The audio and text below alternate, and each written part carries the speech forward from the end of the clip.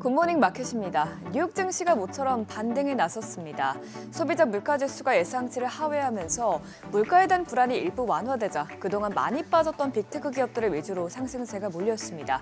하지만 그렇다고 인플레이션에 대해서 완전히 안도하긴 이른 상황인데요.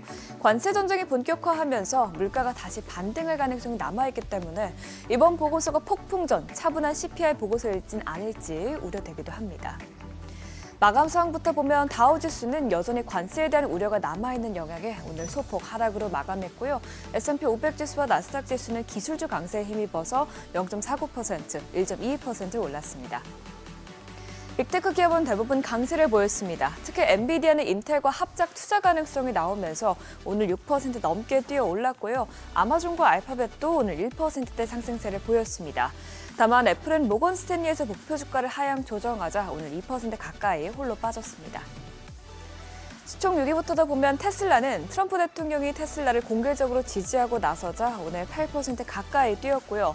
브로드컴도 인텔로부터 공동 투자 제안을 받자 오늘 2.18% 오른 것으로 나타났습니다.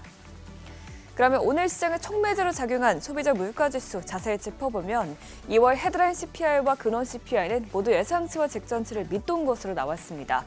먼저 전월 대비 헤드라인 CPI는 0.2% 오르면서 4개월 만에 가장 낮게 나왔고요. 전년 대비 수치도 2.8% 상승하면서 지난해 3%대 물가 상승률에서 다시 내려온 것으로 나타났습니다. 특히 연준이 중시하는 근원 CPI 상승률은 전월 대비 0.2%, 전년 대비로는 3.1% 올랐는데요. 이 전년 대비 수치는 46개월 만에 최저치입니다.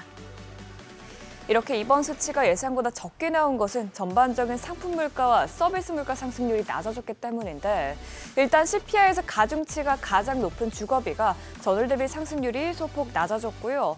또 최근 미국 주요 항공사들의 수요가 둔화되고 있는 탓에 항공료가 4%나 하락한 것으로 나타났습니다. 또 그 외에도 휘발유 가격, 중고차 가격이 전월 대비 하락했고 또 중고차 가격은 0.9% 오르긴 했지만 전월 상승률보다는 다소 낮아진 것으로 나타났습니다. 이로써 주택을 제외한 서비스 가격인 슈퍼코어 서비스 물가도 0.22% 오르면서 지난달에 비해서는 안정된 것으로 집계됐습니다.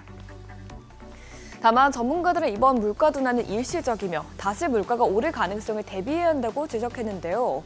수입품에 대한 공격적인 관세를 고려하면 앞으로 3월 이후 몇 달 동안 대부분의 상품의 가격이 오를 것으로 예상되고 있기 때문입니다. 이에 대해서 프린시플 에셋의 시마샤스 분석가는 관세가 시행되면 적어도 일부 가격 상승을 가져올 가능성이 있고 또 인플레이션 상황은 몇 달이 지날수록 더 나빠질 가능성이 있다고 언급했습니다.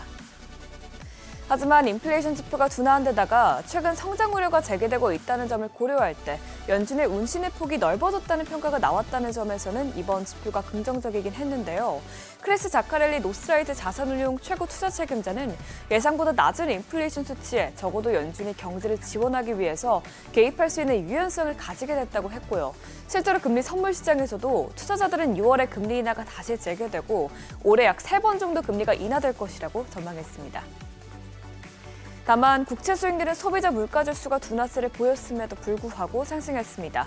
이번 2월 CPI는 둔화됐지만 앞으로 나올 물가지표는 관세 정책으로 인해서 다시 반등할 위험이 남아있다는 지적이 우세하기 때문인데요. 10년물 국채 수익률은 간밤 0.02%포인트, 2년물 국채 수익률은 0.04%포인트 올랐습니다. 국제유가는 물가 불안이 일부 완화되면서 원유 수요 둔화에 대한 우려가 해소되자 상승했습니다. WTI와 브렌트유는 각각 배럴당 $67, $70 선에서 마감됐습니다. 굿모닝 마켓이었습니다.